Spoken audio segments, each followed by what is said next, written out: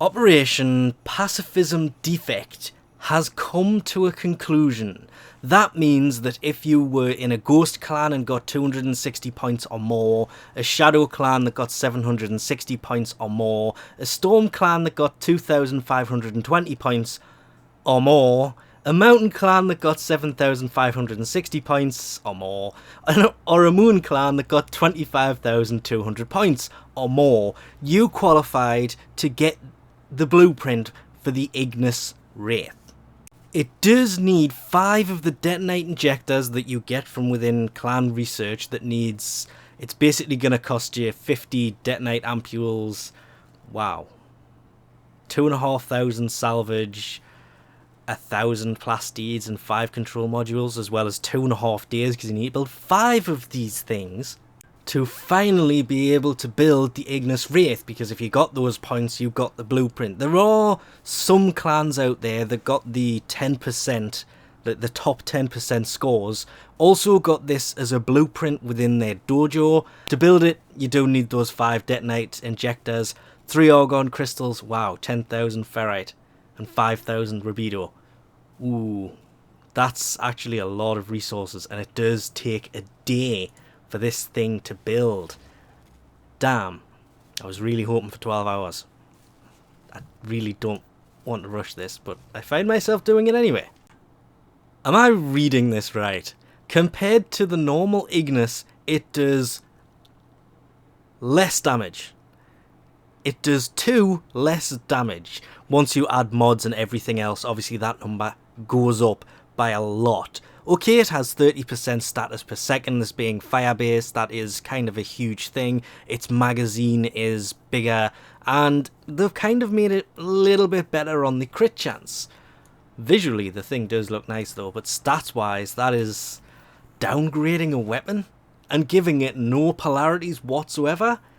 Jeez, this poor weapon. Oh, I kind of feel sorry for it now. As expected though, you cannot change the colour of it. It is fixed to this colour. The energy colour, however, you do seem to be able to change as you can usually. There was talk of making it so you can make these things change colour in the future. With this being an area of effect style weapon, mods like Sinister Reach, which extend how far it goes by up to 12 range, is a pretty useful mod. Firestorm is kind of a must because it increases the blast radius, or the width of the beam, if you want to call it that, the width of the fire, by 24%. You could also put something like Combustion Beam on this, and once you kill an enemy, they will explode, dealing 600 damage to enemies nearby. They go really, really well on this. Sinister Reach, I liked it. It did add a lot of range to it, but it has a fair bit of range to begin with, so personally I sacrificed that for fire rate, because fire rate increased the status per second for some reason. I don't understand how fire rate would increase that, but it did, which gave it over 100%. I think I got it to 134.4 by just adding in one fire rate mod.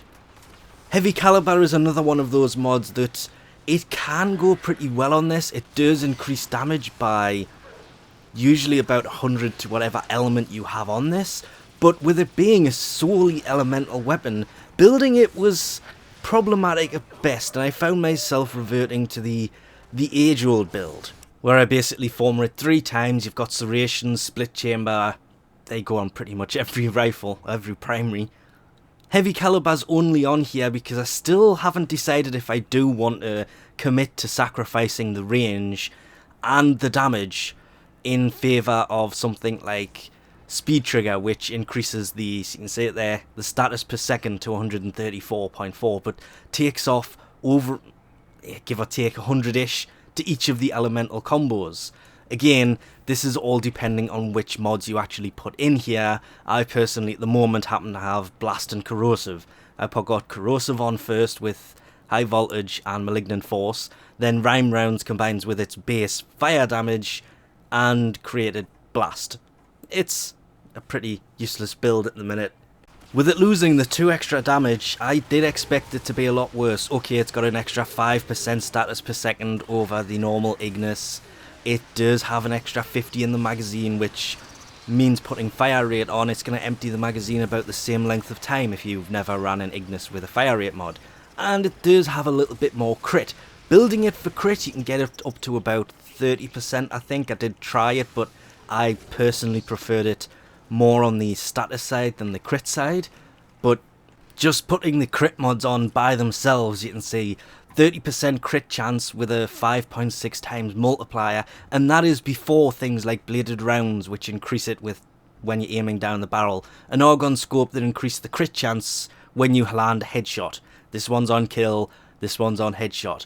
Hammer shot also increases the status per second, which is kind of useful, but it does only leave you 3 slots for other things, so you would sacrifice a lot of damage. Of course, this is just a base example of what you could put in for a crit build. You can, of course, run it without the hammer shot. You could even run it without bladed rounds and Argon scope. Just put point strike in and it will take it to a 30% crit chance. You could also just run it with Argon scope on. It would do the similar kind of thing, and it would only take... it's actually 2 points less than having point strike on, which is why I do like Argon scope, though it is 135% crit chance instead of point strike's 150, and you do have to land headshots to activate it. So again, it just depends on what you prefer to run as to how you actually set this thing up. But I had completely forgotten how good the Ignis actually was. Yes, it may have 2 less damage. Can't stress that one enough. A lot of people are going on about the fact that it does less damage. But the fact it does more status per second means that it's technically doing a little bit more damage. And depending on how you build it and who you go up against, it's not that bad of a weapon. There are, of course, still better things in the game than this, but it does seem to be just slightly better than the normal Ignis, whereas normal Wraiths and Vandals tend to be a little bit better than this is, like compared to its standard one. It does seem to be fairly weak when it comes to the Wraith, but let's not forget the Machete Wraith is a thing that exists, and that is still the worst of the Wraith weaponry. So when it comes to every single one of the Wraith weapons, this is still good. I don't know if it's Strun level good, but it's still a pretty decent weapon. But anyway, we'll leave this off here for now. Thanks for watching, and I'll catch yous next time.